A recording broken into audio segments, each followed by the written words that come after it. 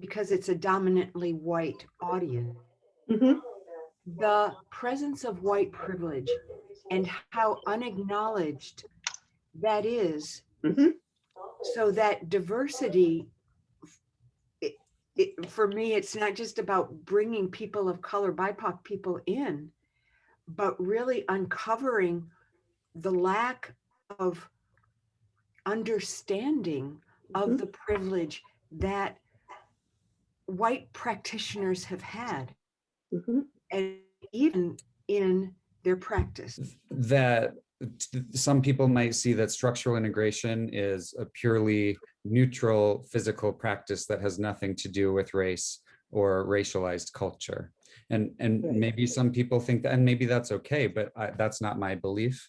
I believe that race and how right now, especially conversations about race and the call to create more legibility for racialized experiences will have physical impacts in our SI practices, or at least it has in my SI practice. Why now?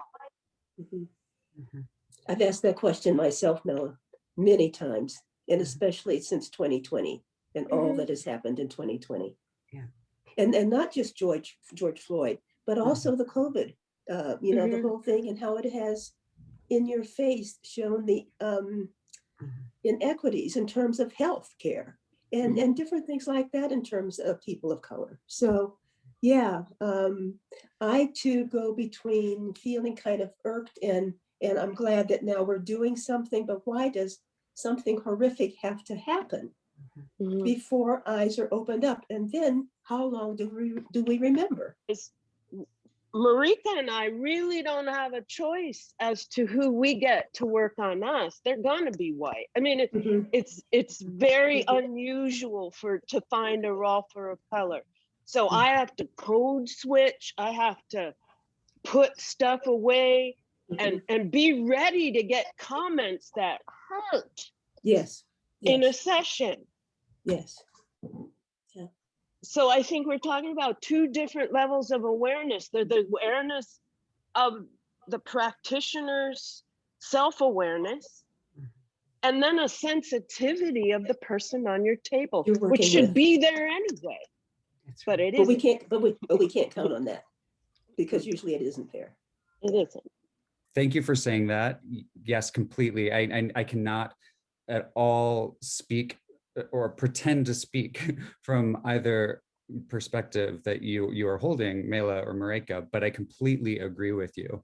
And I think that I'm I'm sensitive to the fact, and I hope I can continue to push myself to be even more sensitive to the fact that this conversation will be particularly uncomfortable in very specific ways for you, Mela and Marika.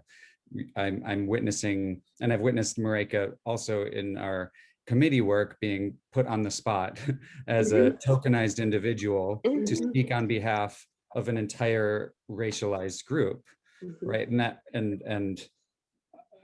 I hope I continue to do better. And there have been several instances already in the last 7-8 months where I've stepped in. Spoken up. Yes, you I've have. spoken up. I've advocated Yes. on That's you right. because that shouldn't be on your shoulders, Marika. That's And right. I mean, Mela, to your point, and part of why I'm interested in being included in this conversation in regards to structural integration is that I do have some perspective and experience from there to bring in. Part of that perspective is holding the belief that biases, implicit and explicit, are a part of the fabric of everything we do. We cannot be neutral mirrors for our clients. That's not going to happen for anybody anywhere. Every practitioner has their own cultural positioning, biases and beliefs that will be a part of the fabric of every session.